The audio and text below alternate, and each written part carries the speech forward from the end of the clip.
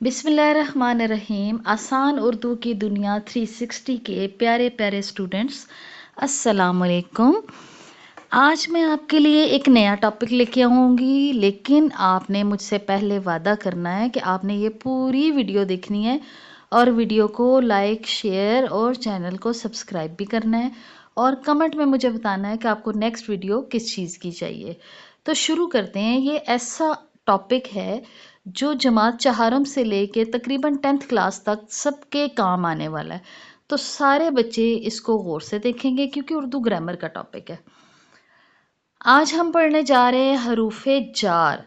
हरूफे jar क्या होते हैं, इसका मैं आपको मतलब बताऊंगी, इसका इस्तेमाल बताऊंगी, इनको जुमलों में किस तरह से फिट बिठाते हैं उस तरह बताऊंगी और इसके बारे में और मालूमात भी आपको दूंगी।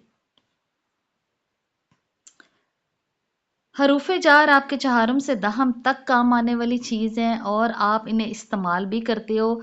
सिर्फ ये कि इनका नाम जो है ना, इनका ग्रुप का नाम, वो आप लोग हरूफे जार भूले हुए होते हो कि ये हरूफे जार होते हैं। तो चलिए शुरू करते हैं। हरूफे जार कौन से अल्फाज होते हैं, जैसे देखें जुमले में, जल्दी से आओ, ये जाम मेरा है, मैं जबल पर गया, मैं स्कूल जाऊंगा, वो किताब जिल्द के लिए है। ठीक है। अब इसमें कुछ ऐसे हरूफ हैं जिनका खुद से कोई मतलब नहीं होता। यानी हरूफे जार किन अल्फाज को कहते हैं जिनका अपना कोई मतलब नहीं होता, लेकिन ये जुमला मुकम्मल करने के लिए और जुमले में रब्त पैदा करने के लिए ये ज़रूरी है इनका इस्तेमाल। अगर हम हरूफे जार को इस्तेमाल ना करें तो हमें हमारा जुमला अधूरा अधूरा सा लगता है। हरूफे जार होते कौन से हैं? ने, को, से, तक, फिर, मैं, साथ, पर वगैरह। ये जो मैंने अभी हरूफ बोले हैं ना, इनको हरूफे जार कहते हैं।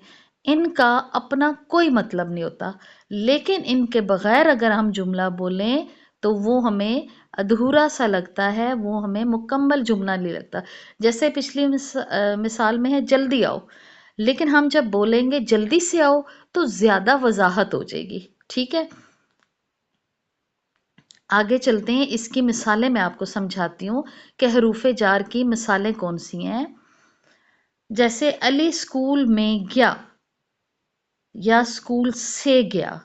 अब जब तक में या से नहीं लगेगा, अली स्कूल गया भी एक जुमला है, लेकिन में या से लगने से जुमले की मजीद वजाहत हो जाती है। किताब मेज पर रखी है। अगर मैं जुमला सिर्फ बोलूं किताब मेज रखी है तो वो जुमले में अधूरापन रहेगा, आपको पूरी सेटिस्फेक्शन नहीं होगी, आप मुतमिन नहीं होंगे जुमला बोलकर। तो आपकी इनर सेटिस्फेक्शन के लिए ज़रूरी है कि ऐसे अल्फाज जुमले में इस्तेमाल किए जाएं जो जुमले को मुकम्मल करें और एक बात का रब्त बना दें। अगर जुमला अच्छे तरीके से बोला नहीं जाएगा या लिखा नहीं जाएगा तो पढ़ने वाले को और सुनने वाले को जुमला मुकम्मल तौर से समझ में नहीं आएगा, या समझ भी आ जाएगा तो उसमें तिश्नगी बाकी रहेगी, उसमें आपका एक जहनी तनाव फील होगा कि ये जुमला जो है वो हमें पूरा नहीं लग रहा, अधूरा सा लग रहा है। जैसे किताब मेज पर रखी है, तो पर क्या है? हरूफे जार है। अहमद दोस्त के साथ आया।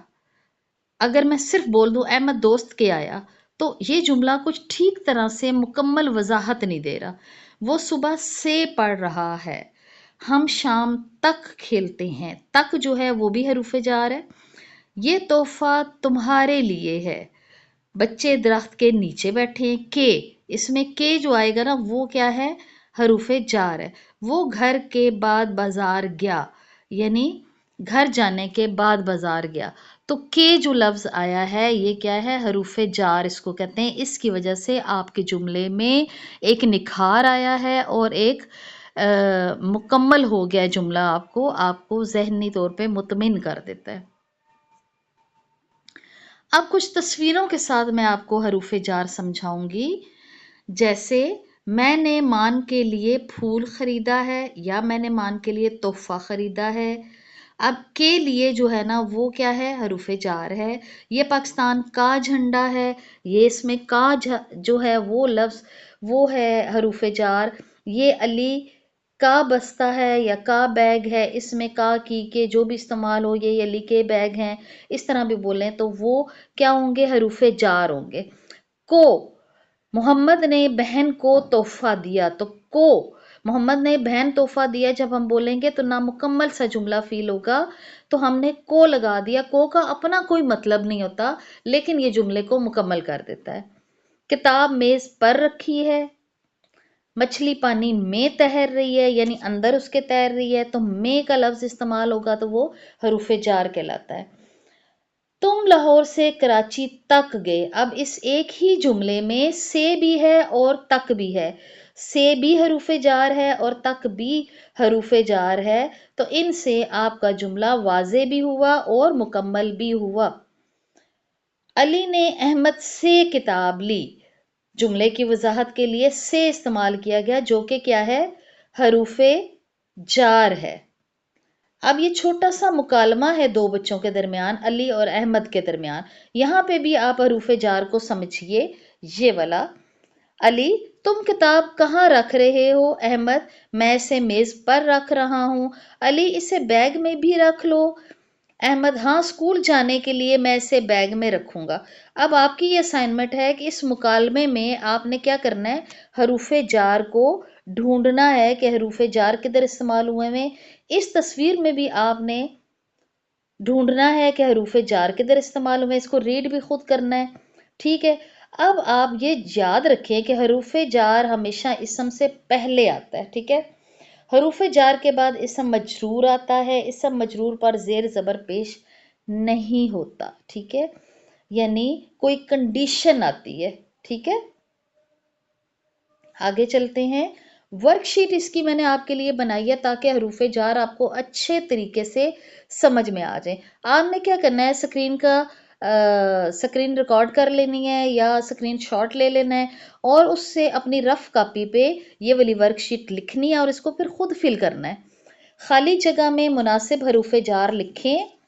علی اسکول ڈیش گیا، کتاب میز ڈیش رکھی ہے، احمد دوست ڈیش کھیل رہا ہے، ہم شام ڈیش پارک میں رہے، وہ صبح ڈیش پڑھ رہا ہے. جیسے ہی آپ ان جملوں کو 2 سے 3 دفعہ آرام سے دہرائیں گے تو اوپر دیے ہوئے حروف جار میں سے کوئی نہ کوئی حروف جار ادھر لگ رہا ہے وہ آپ کو اچھے طریقے سے سمجھ آ جائے گا. سوال نمبر 2 کیا ہے، حروف جار کو دائرہ لگائیں. بچے درخت کے نیچے بیٹھے ہیں، کتاب بیگ میں ہے، علی دوست کے ساتھ آیا، کپ میز پر رکھا ہے. اب آپ کو میں نے پیچھے سارا سمجھایا ہے کہ حروف جار کون سے ہوتے ہیں، تو آپ حروف جار کے گرد یہ والا رف کاپی پہ لکھ کے اس کے گرد دائرہ لگائیں گے. اس کے بعد ہے درست جوڑ ملائیں.